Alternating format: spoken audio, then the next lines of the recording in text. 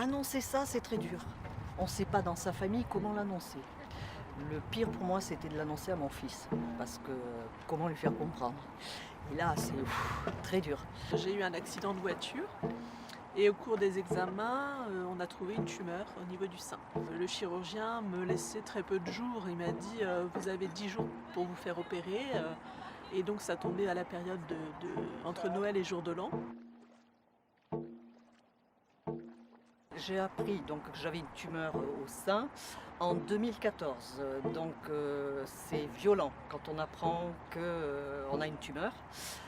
Personnellement, je me donnais très peu de temps à vivre. C'est vraiment un choc violent.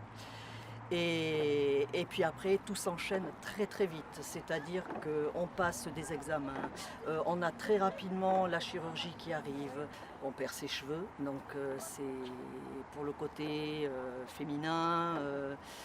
Voilà, on a des cicatrices. Du coup, moi au boulot, j'ai essayé de ne pas en parler. J'ai une perruque qui était très bien faite, donc j'allais voir mes collègues comme ça. Et personne ne se rendait compte de ce que j'avais. Donc pour moi, ça a été très rassurant et ça m'a beaucoup aidé à continuer à ne pas être dans le négatif. J'ai eu l'impression qu'il y avait des gens qui ont disparu de ma vie. À l'annonce de la maladie, ça effraie assez vite. Donc j'ai des amis qui ne... Ouais, tant qu'il n'y avait pas la notion de les soins sont finis, ben, c'est un peu stressant pour eux. On a des amis et puis subitement, on leur fait peur. Je crois qu'on leur montre quelque chose qui effraie. Et du coup, eh bien, on les voit de moins en moins.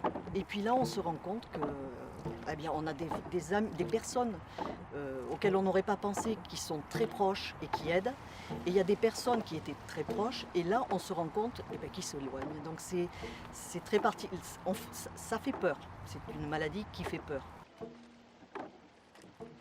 À la fin de la radiothérapie, je me suis dit il faut à tout prix que je reprenne le travail parce que voilà, je vais pas en rester là. Moi, l'idée de m'arrêter, c'était pas possible. Donc j'ai continué à travailler et donc il me fallait un moyen de penser à autre chose encore plus. Donc j'ai cherché à refaire du sport. L'eau, je trouve que c'est apaisant. J'aime être sur un bateau, j'aime le contact, l'eau, c'est reposant, c'est apaisant. Quand je viens ici, je ne pense plus à rien du tout. Donc c'est vraiment une soupape. Donc c'est impressionnant parce qu'au travail, ben, c'est pesant, hein, le métier d'infirmière. Donc il faut quand même se dire que ouais, on décharge beaucoup de choses de ce qu'on vit tous les jours. C'est vraiment un sport.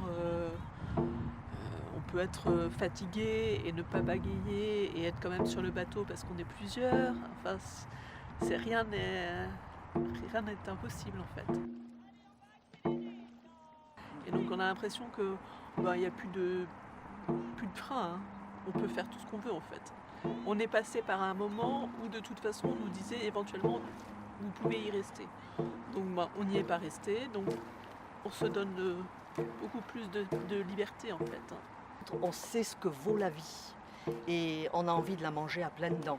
Maintenant, moi, je ne m'occupe plus de ce que peuvent penser les gens. Je vis comme j'ai envie de vivre. Je fais un maximum de choses. Je profite de la vie et je dis aux gens, profitez de la vie.